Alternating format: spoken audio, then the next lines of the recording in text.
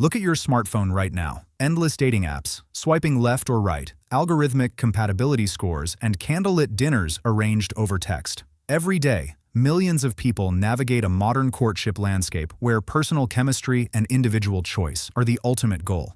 At first, this just looks like standard modern human nature. But this picture is too simple. For thousands of years of human history, absolutely none of these choices existed. No private dates, little freedom of selection, not even the basic concept that marriage required romantic love. So how did medieval humans actually find a partner to mate with? Did they just pick someone across the village green and move in together? Were they all forced into cold, loveless arrangements by controlling parents? Or is the history of how our ancestors found a mate hiding a much more complex battle between human desire and total societal survival? Before we ask how they courted or chatted each other up, we need to ask a stranger question. Why did medieval society view picking a partner based on romantic feelings as fundamentally dangerous?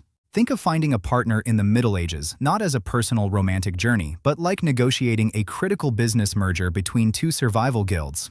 Modern culture views finding a mate as a quest for individual happiness, but medieval society treated two people coming together as a major mechanical transaction that could determine whether an entire household prospered or starved. So the real challenge wasn't finding someone who made your heart flutter, it was securing a union that kept the farm alive, the village stable, or the dynasty intact. To understand how medieval mating worked, we first need to separate two things that feel like one. Romantic love is not the same as a medieval marriage. Today, love leads to marriage. In the Middle Ages, marriage was expected to create economic stability, and if love happened afterward, it was treated as a pleasant, unexpected side effect. It begins with the harsh reality of feudal economics. In a world without social safety nets, every individual was a tool in a localized survival engine. Matching two people solved one massive problem. It secured agricultural labor, pooled livestock, consolidated property, and established clear inheritance lines. But solving that economic problem created a new one. It stripped young individuals of personal autonomy. That created a rigid legal and cultural system. That meant parents, village elders, and feudal lords demanded final control over who mated with whom. That forced young adults into a constant balancing act between personal affection and family survival. And this business merger dynamic split completely based on social class. For the wealthy elites, finding a mate was purely political. Marriages were diplomatic treaties designed to unite duchies, secure military alliances, and hold land. These mergers were arranged when children were still infants in cradles, with zero regard for physical attraction or personal compatibility. For the working masses, finding a mate was an economic partnership between working farms. Peasants actually had significantly more personal freedom to choose their partners, but their choices were strictly bounded by local geography, shared work capacity, dowry negotiations, and the mandatory approval of their local feudal lord, who often charged a tax just to allow a serf to marry. Finding a mate in a medieval village relied on a community-driven filter. Think of medieval courtship as a public, high-stakes talent audit conducted in the middle of the village square. Because privacy barely existed in a medieval village, where entire families slept in single-room timber cottages alongside their livestock, you didn't go on secret, private dates. Imagine standing in a sunlit field during the autumn harvest. You aren't watching how charming someone is over drinks. You are watching how fast they can swing a scythe, how sturdy their health is, and how well their family cooperates with neighbors. Mating was filtered through communal working rituals. Young men proved their worth through village guilds and heavy physical labor, while young women demonstrated skill in communal brewing, textile spinning, and livestock care. Attraction was tested in broad daylight, at seasonal festivals, church gatherings, May Day dances, and Holy Day fairs. The mechanism was simple. Observe the prospective partner's health, physical stamina, handiwork, and family reputation. If a candidate had a poor work ethic or a history of illness, the community's informal filter rejected them before a formal proposal could even be uttered. But the story isn't as simple as parents or feudal lords forcing every single union or peasants marrying strictly by village rules. The reality of how a couple legally mated created a massive legal gray zone that broke all the standard rules. For example, church law held a radical rule that shocked the feudal elites. A valid, unbreakable marriage required only the free consent of the two people involved.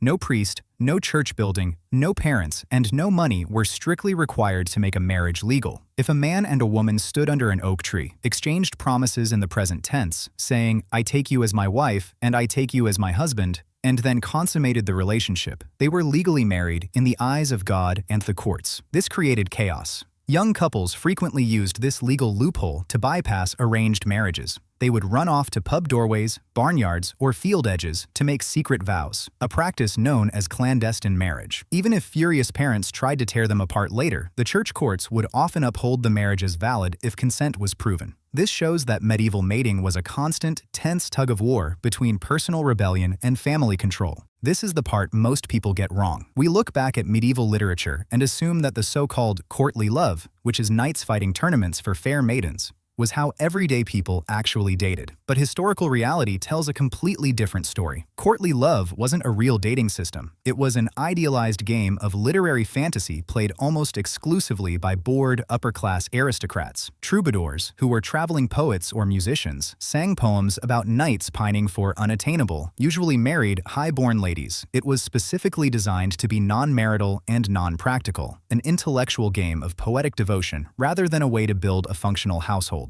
The real cause of everyday pairing wasn't chivalric romance. It was practical trial and error. Among commoners, premarital sexual activity was widespread during the betrothal period. In many rural communities, a marriage contract wasn't fully finalized until a woman became pregnant, proving that the union would be biologically fertile, which was the absolute ultimate requirement for medieval household survival. Finding a partner became more than just a matter of everyday survival over time. It became the foundation upon which whole societies structured their continuity. But history never said our ancestors were incapable of deep love or that their practical partnerships were devoid of warmth and affection. It only solved a neutral problem: how to build a stable home, pool scarce resources, and guarantee the next generation's survival in a world where life was fragile, disease was rampant, and winter was always around the corner. When we look back, it is easy to view their system as cold, transactional, or harsh. Yet, the gradual transition from family-driven economic mergers toward the principle of individual consent laid the very legal and cultural groundwork for modern personal freedom. The trade-offs they made were born of social necessity, but the human drive for genuine affection, companionship, and partnership was an act of quiet, universal persistence. So how did medieval humans actually find a partner? Did they just pick someone across the village green, or suffer through cold, forced arrangements? The answer is that they navigated a complex compromise. While nobles were locked into rigid political business mergers, the vast majority of everyday humans courted through village working rituals, tested physical compatibility in broad daylight, and utilized church consent laws to choose their own life partners. That's the whole story. The search for a partner in human history isn't just an old economic arrangement preserved in yellowed parchments. It's proof of an unbroken chain of human connection, adaptability, and emotional endurance stretching across centuries. Every whispered vow by a tavern door,